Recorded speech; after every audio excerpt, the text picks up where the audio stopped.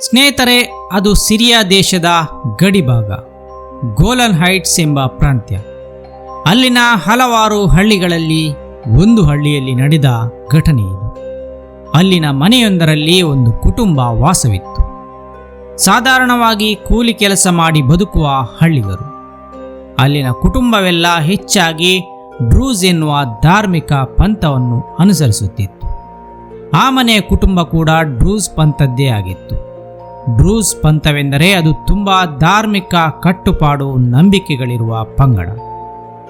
ಹೀಗಿರಬೇಕಾದರೆ ಒಂದು ದಿನ ಆ ಮನೆಯ ಮಗು, ಕೇವಲ 3 ವರ್ಷದ ಮಗು, ವಿಚಿತ್ರವಾಗಿ ವರ್ತಿಸಲಾರಂಭಿಸುತ್ತದೆ.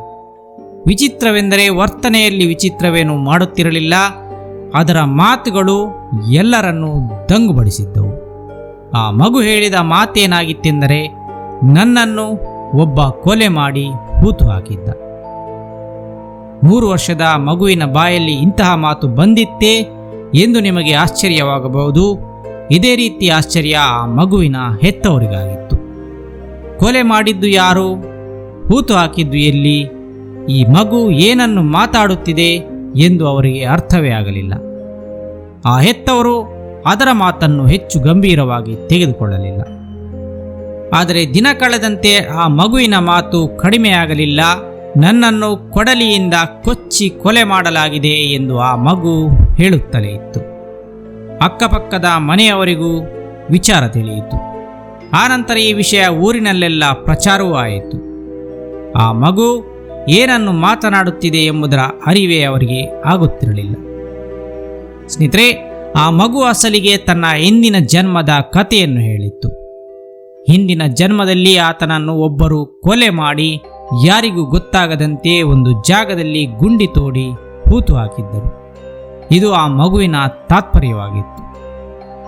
ಒಂದು ದಿನ ಊರಿನ ಮುಖಂಡರೆಲ್ಲ ಆ ಮಗುವಿನ ಬಳಿ ಸಂಪೂರ್ಣ ವಿವರಣೆಯನ್ನು ಕೇಳಲು ಬರುತ್ತಾರೆ. ಆ ಮಗು ತನ್ನ ಊರು ಇದಲ್ಲ, ತನ್ನದು ಬೇರೆ ಊರು ಎಂದು ಹೇಳುತ್ತದೆ. ಆ ಊರಿನ ಹೆಸರನ್ನು ಕೇಳಿದಾಗ ಆ ಹೆಸರನ್ನು ಹೇಳುತ್ತದೆ. ನಿನ್ನನ್ನು ಕೊಂದಿದ್ದು ಯಾರು ಎಂದಾಗ ಆತನ ಹೆಸರನ್ನು ಹೇಳುತ್ತದೆ. ನಿನ್ನನ್ನು ಹೇಗೆ ಕೊಂದರು ಎಂದು ಕೇಳಿದಾಗ ಕೊಡಲಿಯಿಂದ ಕೊಚ್ಚಿ ಕೊಂದರು ಎಂದು ಮಗು ಹೇಳುತ್ತದೆ. ಕೊಡಲಿಯಿಂದ ಎಲ್ಲಿ ಕೊಚ್ಚಿದ್ದರು ಎಂದು ಕೇಳಿದಾಗ ಆ 3 ವರ್ಷದ ಮಗು ತನ್ನ ಹಣೆಯನ್ನು ತೋರಿಸಿತ್ತು. ಸ್ನೇಹಿತರೆ, ಆ ಮಗುವಿನ ಹಣೆಯ ಮೇಲೆ ಕಲೆಯೊಂದಿತ್ತು. ಹಣೆಯಲ್ಲಿ ನೇರವಾದ ಗೆರೆಯೊಂದರಂತೆ ಇದ್ದ ಆ ಗುರುತು ಆ ಮಗುವಿನ ಹುಟ್ಟಿನಿಂದಲೇ ಬಂದಿತ್ತು ಎಂದು ತಂದೆ ಹೇಳುತ್ತಾನೆ. ಅಂದರೆ ಆ ಮಗುವಿನ ಹಣೆಯ ಮೇಲೆ ತಿಲಕದ ರೀತಿ ಕಾಣುತ್ತಿದ್ದ ಉದ್ದನೆಯ ಗುರುತು ಅದರ ಬರ್ತ್ ಮಾರ್ಕ್ ಆಗಿತ್ತು. ಇದನ್ನು ಕೇಳಿ ಆ ಊರಿನವರೆಲ್ಲರೂ ದಿಗ್ಭ್ರಾಂತರಾಗುತ್ತಾರೆ. ಯಾಕೆಂದರೆ ಡ್ರೂಸ್ ಪಂಗಡದವರು ತುಂಬ ಧಾರ್ಮಿಕ ಕಟ್ಟುಪಾಡುಗಳ ಜನರು. ಅವರು ಪುನರ್ಜನ್ಮದಲ್ಲಿಯೂ ನಂಬಿಕೆ ಇಡುತ್ತಿದ್ದರು. ಜೊತೆಗೆ ಅವರ ಧರ್ಮದಲ್ಲಿಯ ಒಂದು ಪ್ರಮುಖ ನಂಬಿಕೆ ಏನಾಗಿತ್ತೆಂದರೆ, ಒಬ್ಬ ವ್ಯಕ್ತಿಯಲ್ಲಿ ಯಾವುದೇ ಬರ್ತ್ ಮಾರ್ಕ್ ಇದ್ದರೆ ಅದು ಆತನ ಹಿಂದಿನ ಜನ್ಮದ ಅಪಘಾತದ ಕಾರಣದಿಂದಲೇ ಅಥವಾ ಸಾವಿನ ಸಮಯದ ಗಾಯದ ಕಾರಣದಿಂದಲೇ ಆಗಿರುತ್ತದೆ ಎಂಬುದು ಅವರ ನಂಬಿಕೆಯಾಗಿತ್ತು. ಇಲ್ಲೂ ಅದೇ ರೀತಿಯಾಗಿತ್ತು. ಆ ಮಗುವಿನ ಹಣೆಯಲ್ಲಿದ್ದ ಗುರುತು ಹಿಂದಿನ ಜನ್ಮದಲ್ಲಿ ಕೊಡಲಿಯಿಂದ ಕಡಿದ ಗುರುತಾಗಿತ್ತು. ಇದು ಗೊತ್ತಾಗುತ್ತಲೇ ಆ ಪಂಗಡದ ಧಾರ್ಮಿಕ ಮುಖಂಡರೆಲ್ಲ ಆ ಮನೆಗೆ ಧಾವಿಸುತ್ತಾರೆ. ಆ ಮಗುವಿನಿಂದ ಸಂಪೂರ್ಣ ವಿವರವನ್ನು ಪಡೆಯಲಾಗುತ್ತದೆ. ಅಂದರೆ ಆತ ಹಿಂದಿನ ಜನ್ಮದಲ್ಲಿ ಯಾವ ಊರಿನಲ್ಲಿ ಇದ್ದ, ಆತನ ಹೆಸರೇನಾಗಿತ್ತು ಎಂಬುದನ್ನೆಲ್ಲ ಕೇಳಲಾಗುತ್ತದೆ. ವಿವರಗಳನ್ನೆಲ್ಲ ಸಂಗ್ರಹಿಸಿದ ಊರವರು ಒಂದು ದಿನ ಆತ ಹೇಳಿದ ಊರಿನತ್ತ ಹೊರಡುತ್ತಾರೆ. ಅವರ ಊರಿನಿಂದ 20 ಕಿಲೋಮೀಟರ್ಗಳಷ್ಟು ದೂರದಲ್ಲಿ ಆ ಊರಿತ್ತು. ಆ ಊರಿನಲ್ಲಿ ಬಂದಿಳಿಯುತ್ತಲೇ ಆ 3 ವರ್ಷದ ಮಗು ಅಲ್ಲಿನ ಎಲ್ಲವನ್ನು ಗುರುತಿಸಲಾರಂಭಿಸುತ್ತದೆ.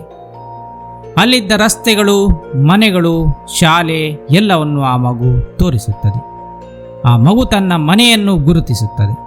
ಆ ಮಗು ತನ್ನ ಮನೆಯನ್ನು ತೋರಿಸುತ್ತದೆ.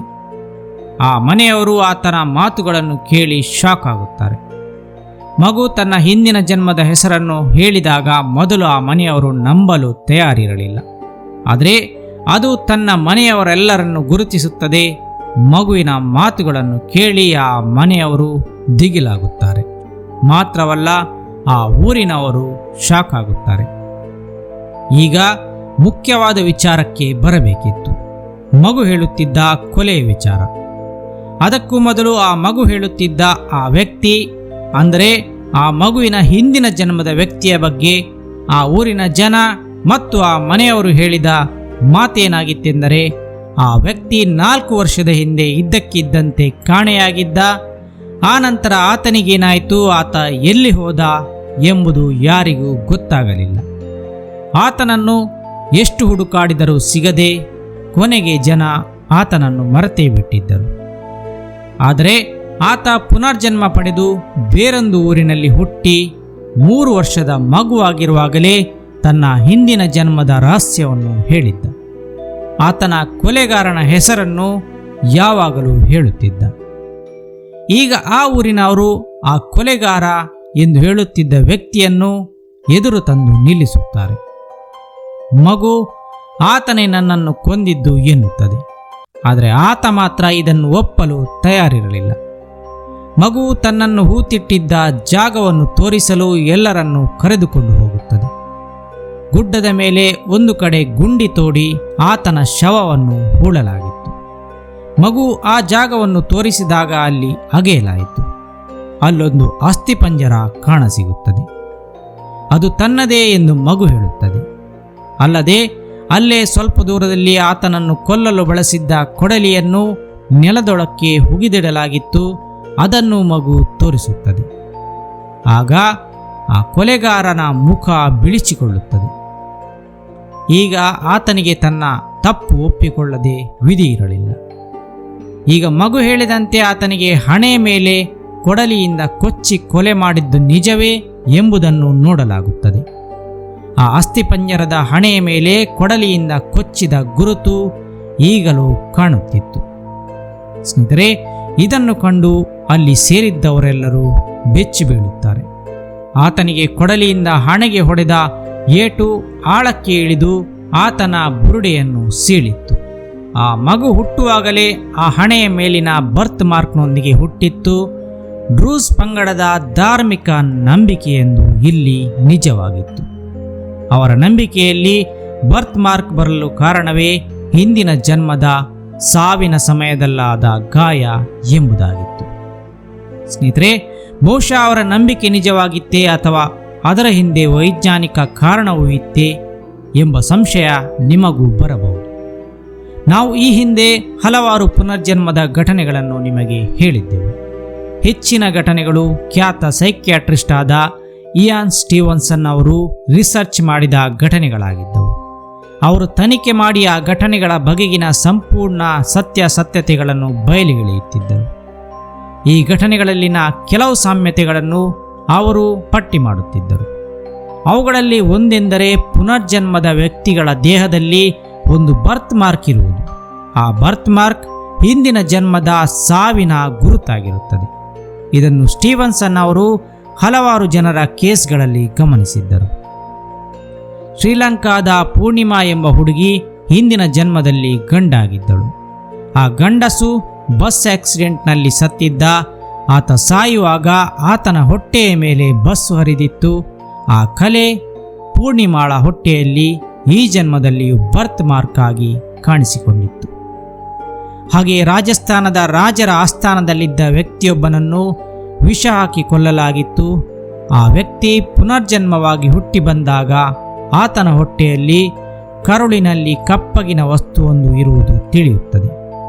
ಇದು ಸ್ಕ್ಯಾನಿಂಗ್ನಲ್ಲಿ ಮಾತ್ರ ತಿಳಿದು ಬಂದಿತ್ತು. ಅದು ಏನೆಂದು ವೈದ್ಯರುಗಳಿಗೆ ಗುರುತಿಸಲು ಸಾಧ್ಯವಾಗದಿದ್ದರೂ ಸ್ಟೀವನ್ಸನ್ ಅವರು ಅದು ಹಿಂದಿನ ಜನ್ಮದಲ್ಲಿ ಆತನಿಗೆ ವಿಷ ಹಾಕಿ ಕೊಂದಾಗ ವಿಷ ಹೊಟ್ಟೆಯಲ್ಲಿ ಗುಡ್ಡೆ ಕಟ್ಟಿರುವ ಗುರುತು ಎಂದು ಹೇಳಿದ್ದರು. ಅದೇ ರೀತಿ ಸಿರಿಯಾದ ಈ ಹುಡುಗನ ಪ್ರಕರಣದಲ್ಲಿಯೂ ಆತನ ಹಣೆಯ ಮೇಲೆ ಕೊಡಲಿಯಿಂದ ಕೊಚ್ಚಿದ ಗುರುತೇ ಬರ್ತ್ ಮಾರ್ಕ್ ಆಗಿ ಬಂದಿತ್ತು. ಆತ ತೋರಿಸಿದ ಅಸ್ಥಿಪಂಜರದಲ್ಲಿಯೂ ಆ ಹಣೆಯ ಭಾಗ ಡ್ಯಾಮೇಜ್ ಆಗಿರುವುದು ತಿಳಿಯುತ್ತದೆ. ಈ ಘಟನೆಯನ್ನು 2014ರಲ್ಲಿ ಟ್ರಡ್ಸ್ ಹೆರಾಡೋ ಎಂಬುವರು ಬರೆದ children who have lived before reincarnation today ಎಂಬ ಪುಸ್ತಕದಲ್ಲಿ ಬರೆಯಲಾಗಿದೆ. ಈ ಘಟನೆ ಅದಕ್ಕಿಂತಲೂ ಸುಮಾರು 7-8 ವರ್ಷ ಮೊದಲು ನಡೆದ ಘಟನೆ ಎನ್ನಲಾಗಿದೆ. ಒಟ್ಟಾರೆಯಾಗಿ ಈ ಘಟನೆಯಿಂದ ಪುನರ್ಜನ್ಮದ ಘಟನೆಗಳು ಒಂದೊಂದಾಗಿ ಎದುರು ಬಂದಾಗಲೂ ಒಂದು ವಿಸ್ಮಯಕಾರಿ ಘಟನೆ ಎಂಬಂತೆ ಕಾಣಿಸಿಕೊಳ್ಳುವುದು ತಿಳಿಯುತ್ತದೆ. ಅದೆಲ್ಲ ಸುಳ್ಳು ಎಂದು ಹೇಳುವವರಿಗೆ ಅದೊಂದು ಸವಾಲು ಎಂಬಂತೆ ಕಾಣಿಸಿಕೊಳ್ಳುತ್ತದೆ. ಸುಳ್ಳು ಎಂದು ವಾದಿಸುವವರಿಗೆ ಬರ್ತ್ ಮಾರ್ಕ್ ಆಗಿ ಕಾಣಿಸಿಕೊಳ್ಳುವ ಗುರುತುಗಳ ಹಿಂದಿನ ಸೀಕ್ರೆಟ್ ಒಂದು ಬಿಡಿಸಲಾಗದ ಒಗಟಾಗಿಯೇ ಉಳಿದು ಹೋಗುತ್ತದೆ. ಸ್ನೇಹಿತರೆ, ನಮ್ಮ ಹಲವಾರು ಹಿಂದಿನ ಪುನರ್ಜನ್ಮದ ಕಥೆಗಳಲ್ಲಿ ನಿಮಗೆ ಅತ್ಯಂತ ಸ್ವಾರಸ್ಯಕರವಾಗಿ ರೋಚಕವಾಗಿ ಕಂಡಿದ್ದು ಯಾವುದು? ಕಮೆಂಟ್ನಲ್ಲಿ ಹೇಳಿ. ಹಾಗೆಯೇ ಈ ಘಟನೆಯ ಬಗ್ಗೆಯೂ ಕಮೆಂಟ್ ಮಾಡಿ. ಧನ್ಯವಾದಗಳು.